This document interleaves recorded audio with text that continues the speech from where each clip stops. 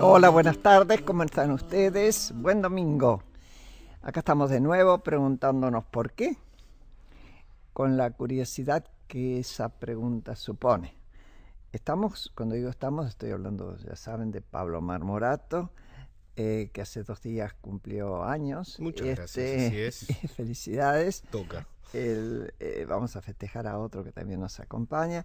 Y Claudio Acevedo, que está con la parte técnica. Si usted quiere comunicarse con nosotros, hay un mail de contacto, ya sabe, se llama porqueprograma@gmail.com. Y el tema que vamos a tocar hoy nos interesa a todos. Ustedes saben que la ciudadanía se construye sobre el respeto a los derechos. Los derechos humanos es eso, calidad ciudadana, derechos ciudadanos, formación de ciudadanía. Bueno, desde los primordiales, que son los civiles y políticos, el derecho a la vida, opinar como uno quiere, la libertad de expresión, etc., han ido creciendo el tema de los derechos en la humanidad. Hemos pasado por los derechos sociales y culturales, pero hemos avanzado en aquellos que se llaman derechos difusos, como es, por ejemplo, el derecho al medio ambiente, y que tiene que ver con nuestro futuro. Con nuestro presente seguramente, pero mucho con el futuro que cada uno de nosotros hoy deja para quienes nos siguen. Entonces la pregunta es si nos preocupa, nos interesa el porvenir, nos interesan en serio nuestros hijos, nuestros nietos, o lo decimos, pero en realidad solo vivimos apegados al aquí, ahora y a lo que nos conviene política y económicamente en el momento. Me parece que esto es lo que vamos a discutir hoy. Le pedí ayuda, claro, como siempre, para esto, a personas que saben del tema. En el caso de Juan Carlos Villalonga, que va a tener que votar por el tema, porque él es diputado por Cambiemos, pero tiene una historia. Él estuvo a cargo de la Agencia Ambiental en la ciudad de Buenos Aires y dirigió en su momento a Greenpeace Argentina. Es decir, tiene toda una historia de demanda con respecto al derecho del medio ambiente, y él nos va a contar. Y también está Sergio Federovisky, él también cumple años, es biólogo, es periodista ambiental y conduce el programa Ambiente y Medio por la TV pública, donde ganó el Martín Fierro. ¿Es así? Así Felicitaciones. Es. Muchas gracias. Gracias por venir. Buenas tardes. Muy buenas tardes. Gracias por la invitación. Sí, gracias por la invitación. Es un honor, realmente. Bueno, para mí. Hace unos días el ministro de Medio Ambiente, Sergio Berman, anunció que el gobierno va a revisar la ley de glaciares. Y eso está íntimamente ligado con el tema del agua, del medio ambiente y demás. Bueno, ¿qué opinan ustedes del tema? Porque ya aparecieron, obviamente, voces que advierten que lo van a discutir, y fuerte, entre ellos la actual diputada Elisa Carrió. Vamos, muchachos, el que quiera. Bueno, vamos. Cali. A ver, yo desconozco... Este es Juan Carlos. Juan Carlos. Cali, sí. Desconozco con precisión cuál es la idea de revisión de la ley. ¿No la tienen todavía? No existe proyecto todavía. Pero así todo, uno a grandes rasgos puede decir, la verdad, pensar en la modificación de la ley y por los argumentos que se esgrimieron, a mí me parece un riesgo muy grande. Contanos, es una equivocación. ¿qué dice hoy la ley? No, la ley básicamente es una ley de ordenamiento territorial. ¿Qué es esto? Bueno, de algún modo definir áreas del territorio en las cuales uno ordena qué tipo de actividades pueden desarrollarse y cuáles podrían y cuáles no podrían. Esto es importante. El ordenamiento territorial, el ordenamiento ambiental del territorio es uno de los pilares de la política ambiental aquí en todas partes, pero aquí incluso está consagrado por la Ley General del Ambiente, donde dice, bueno, cuáles son los instrumentos con los cuales se debe desarrollar la política ambiental. La Ley de Glaciares es una de las pocas leyes que ordena el territorio. ¿Por qué el glaciar es tan importante? redondeo con esto. A ver, porque uno puede decir sí. Es un pedazo de hielo, muchacho. Sí, no, claro. A ver, la ley de glaciares surge porque empiezan a ocurrir cosas en la alta montaña que antes no ocurría. Es decir, que empieza a haber, por ejemplo, minería. Estamos hablando de 3.000 metros para arriba. Eso nos coloca ante riesgos que antes no habíamos tenido, como es que comienza a impactar o comienzan a solaparse áreas de glaciares con la explotación minera. Básicamente la explotación minera, que es lo que comenzó a ir a tan altas zonas de la cordillera. ¿Qué pasa con los glaciares? Cuanto más alta es la explotación, más incide. Claro, a ver, no por la altitud, sino porque ahí comienzan a convivir con glaciares.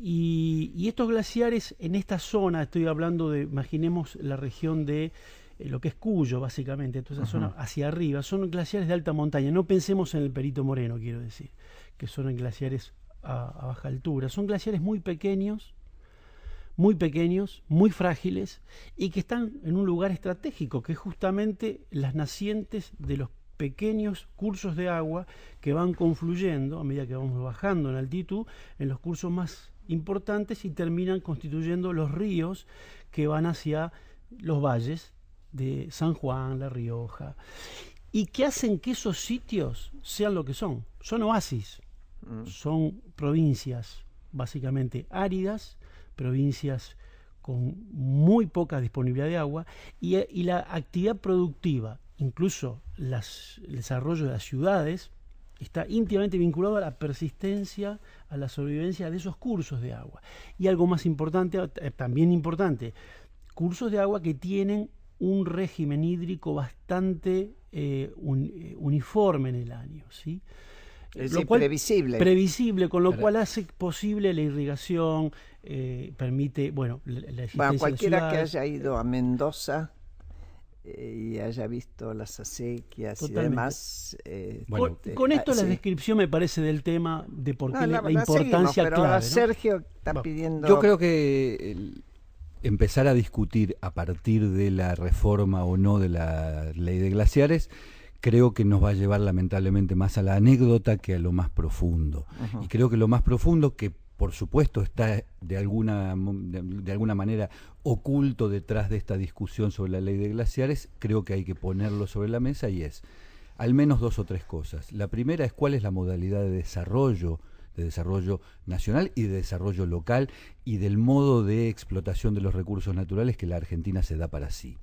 Este es un punto central. Si la Argentina va a ir por el lado de la explotación de recursos mineros, extractivos, en detrimento de algunos desarrollos locales que podrían tener al agua, y el caso de Mendoza es muy claro, y el caso de San Juan también es muy claro por lo inverso. Este es un modelo de desarrollo que hay que discutir. Después nos contás por qué por lo inverso. Porque Mendoza hizo buena parte de su desarrollo a partir de la utilización del agua como elemento escaso, y San Juan lo hizo casi, no digo negando, pero admitiendo de manera muy grosera que lo único que puede hacer San Juan es minería, cuando en realidad hay muchísimas demostraciones de que un buen uso y un buen manejo del recurso escaso que es el agua podría permitir otro tipo de desarrollo. Por eso digo que la discusión respecto del modelo de desarrollo es la que de algún modo está detrás de la discusión de la ley de glaciares.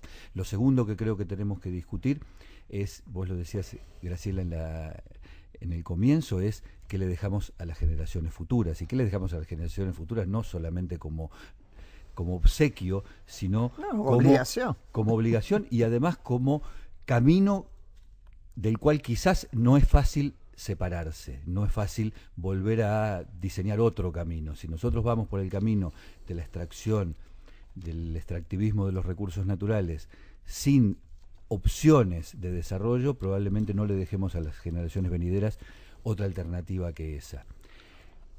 Y el tema de los glaciares está asociado directamente al agua, directamente, lo decía Cali recién con buen criterio, está directamente relacionado con la calidad del agua y con lo que una sociedad decide para su presente y para su futuro.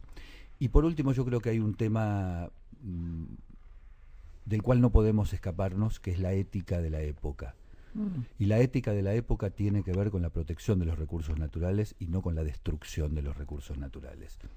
Y la ley de glaciares, por suerte, con muchas imperfecciones indudablemente, establece como concepto que lo que tiene que estar por delante es la protección de los recursos naturales.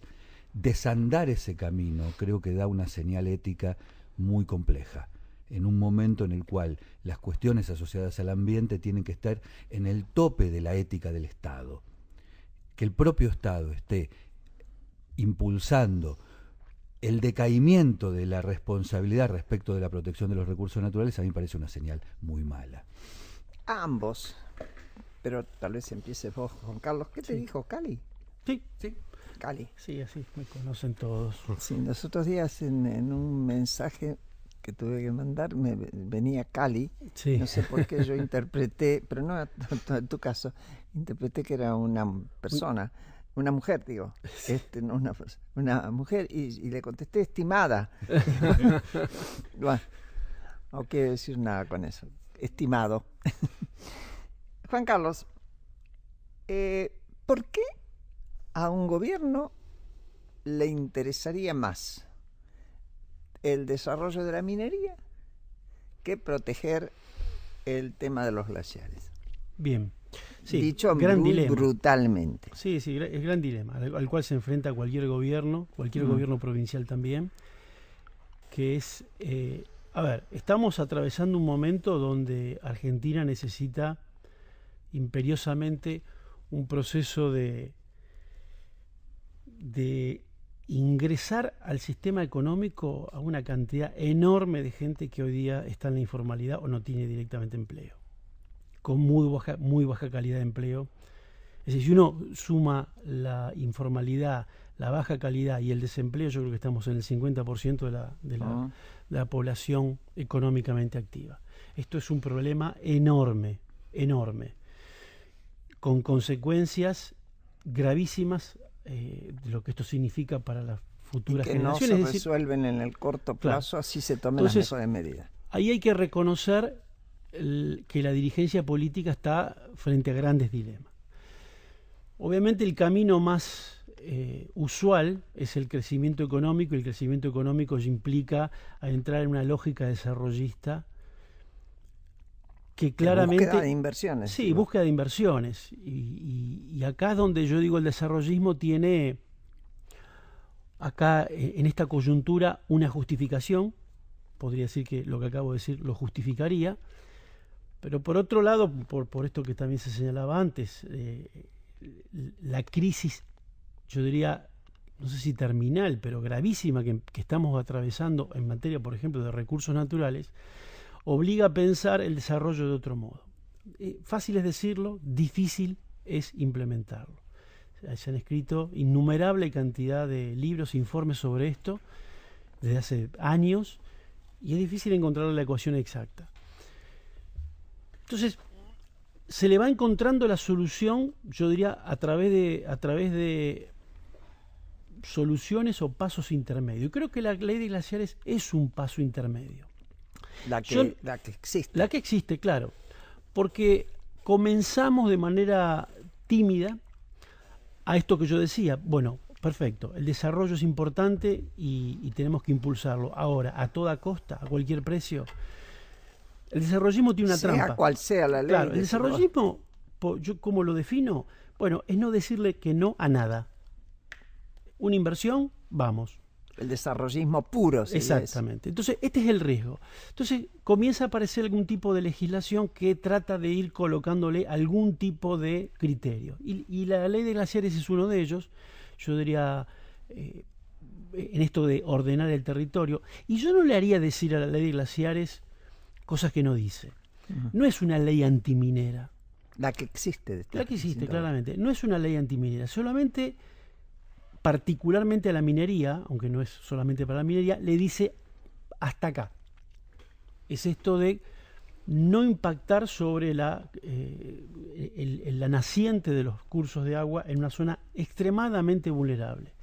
Y agrego esto de la vulnerabilidad, algo importante. Todos estos glaciares están en una situación extremadamente vulnerable y frágil por el cambio climático. se estima que para mediados del siglo buena parte de estos glaciares van a haber desaparecido. Con lo cual, cualquier impacto sobre ellos, cualquier intervención, acelera ese proceso. Y acá es donde un poco lo que yo te decía un poco antes de empezar, así como en broma, uno piensa, la verdad, está todo sobre la mesa más que claro.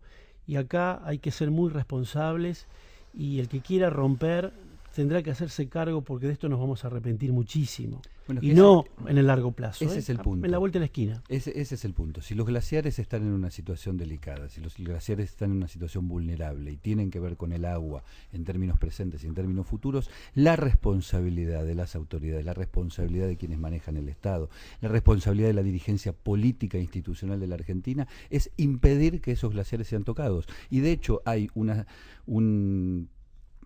decisión judicial de estos días de un juez federal que procesa a funcionarios vinculados con el área de medio ambiente del gobierno anterior por precisamente permitir una explotación minera sobre un glaciar que está prohibida por la ley de glaciares que está vigente. Acá quisiera hacer un pequeño paréntesis. La ley de glaciares que está vigente a medias, porque permite lo que algunos teóricos del medio ambiente denominan una alegalidad, es decir, algo que está en el borde y que no se sabe si es legal o si es ilegal, porque con esta idea de que hay que hacer el inventario de glaciares y hasta que el inventario no esté terminado no se puede operar formal y completamente con la ley de glaciares, con esa excusa, digo, se está permitiendo, por ejemplo, que, según lo dice un juez federal de la Nación, una empresa minera esté activando su explotación sobre un glaciar de manera activa. Y esto hay que impedirlo. Eso iba a preguntar. La actual ley de glaciares, para ustedes, ¿es suficiente? No. ¿O todavía? Bueno, porque vos estás apuntando, no. Por lo menos vos, Sergio, estás apuntando a que no es suficiente. Para mí claramente no. Y complemento algo que dijo Cali recién. Yo, por supuesto, no estoy a favor de la prohibición de nada. Ni siquiera de la minería a cielo abierto, pero sí creo que la responsabilidad de esta generación de dirigentes políticos es encontrar alternativas a lo que Cali bien define como el desarrollismo, es decir, la posibilidad de que todo pueda ocurrir en términos de inversiones. Vos decís desarrollismo salvaje. Yo digo que el desarrollismo, tal como fue concebido en la década del 50, del 60 del siglo pasado, es hoy pensar viejo. Hoy pensar moderno, pensar adecuado a los tiempos, en todo caso, en el mejor de los casos, podría ser un desarrollismo que tuviera en cuenta de manera absolutamente excluyente dos cuestiones. Una es la protección de los recursos naturales y la segunda, la manera en que se adoptan las decisiones, porque las decisiones en la Argentina y en la mayor parte de los países que están sometidos a esta presión sobre los recursos naturales no se adoptan democráticamente en el sentido de la participación real de la ciudadanía. En ese sentido. Son democráticas las decisiones porque la toma un Congreso que fue elegido democráticamente, eso está fuera de discusión. Pero como decía Cristina Narbona, que fue ministra de Medio Ambiente de España, quién toma las decisiones y el modo en la que se las adopta determina quién se beneficia y quién se perjudica. Y yo solamente termino con esta parte. En esta discusión sobre la posible reforma de la ley de glaciares, hasta ahora han intervenido solamente aquellos que se van a beneficiar económicamente sobre esto. Y a mí me gustaría escuchar a la gente. Sí, ahí hay un problema, Federico. Yo estuve... Sergio. Sergio. No, por favor. Yo estuve en zonas, en distintos momentos, en zonas donde esto se discutía localmente. Y hay una contradicción. Vos tenés los grupos del lugar que tienen profesiones que no están ligadas a eso, que tienen conciencia y demás, y que dicen, ojo, estamos poniendo en riesgo el abastecimiento de agua, y lo que ustedes están diciendo. Y grupos que necesitando trabajo le dicen, no nos fastidien, necesitamos trabajar. Y son del lugar. También hacen opinión pública. Sin duda, pero ahí está la responsabilidad de los dirigentes. No, a mí no me cabe duda. Pero digamos que estas dos cosas van a chocar. Sin duda, es un conflicto. Van a chocar. Real. Y que el diputado, que es del lugar, escucha las dos campanas. Porque las escucha, si es del lugar. Vamos, si se preocupó por el tema y no solo lo pusieron en la lista para que un día aparezca por ahí. El punto, Pero perdón, sí. y solo termino con esto y le doy la palabra a Cali. El punto es salir de la lógica del chantaje, que es esto o la nada. Bueno. Es la minería o no hay alternativa. Ese chantaje es falso. Siempre hay una alternativa y siempre hay posibilidades de generar un desarrollo económico sustentable desde otro lugar, quizás en algunos casos complementario, no excluyente, pero no es cierto que es minería o nada. A ver, Cali. Sí. A ver, creo que esto se dirime digamos, en diferentes niveles. Yo creo que la ley de glaciares nacional, sabiamente está sabiamente redactada. A grandes rasgos uno puede hablar de detalles, hay un artículo que quedó pésimamente redactado, bueno. Pero digo, la ley en líneas generales tiene sabiduría en que, primero, va hasta donde una ley nacional puede ir. Sería un atrevimiento por parte del Congreso ir a decirles a las provincias lo que tienen que hacer, más allá de lo que hoy está diciendo. O sea que mantiene cuál es la mirada ambiental y estratégica a nivel nacional, y las provincias tendrán que resolver otra cantidad de cosas. También es sabia en que la discusión de qué es un glaciar, qué no es un glaciar, hasta dónde el área periglaciar debe ser protegida o no, hubo mucha discusión, y yo creo que la ley se frenó su vocación reglamentarista en el lugar adecuado. No hay que dejar que la política decida cosas científicas o técnicas, sino que tiene que darle ese mandato a quienes pueden hacerlo desde el punto de vista científico-técnico. Entonces esas definiciones no lo hace la política, porque además la política, para los que tenemos una vocación de integridad ambiental, la política suele decidir estas cosas mal. Entonces es preferible que lo haga un organismo técnico. Por eso la ley no avanza en las definiciones, sino que descansa sobre lo que en este caso el IANIGLA, que es el Instituto Nacional de Glaciología y Nivología, lo más, yo diría que los mejores expertos en esta materia están allí. Es un organismo que pertenece al sistema del CONICET, con base en Mendoza, y son ellos los que van a definir sobre un mapa qué es y qué no es. Acá la definición es muy importante, porque esta es una ley muy especial. Ordena el territorio de una manera taxativa. ¿Qué quiero decir? O sea, dice, si acá hay un glaciar, no hay actividades sobre el mismo. A diferencia de la ley de bosque, que dice que si acá hay un bosque, la provincia tiene que categorizarlo, digamos, con diferentes categorías, y de esa categoría surge qué puedo hacer en ese bosque, de destruirlo a protegerlo 100%. Entonces, por eso la definición acá es muy, muy precisa. Entonces yo creo que en ese sentido la ley es doblemente sabia en cuanto a que no avanza más de donde debiera y delega a un organismo técnico para que haga estas definiciones. Esto es importante, tenemos que redondear. Después cuento una anécdota de una discusión. Bueno, a ver. Nos queda pendiente tu anécdota, si querés. Mira, la anécdota, bueno, dale, lo cuento después. Sí.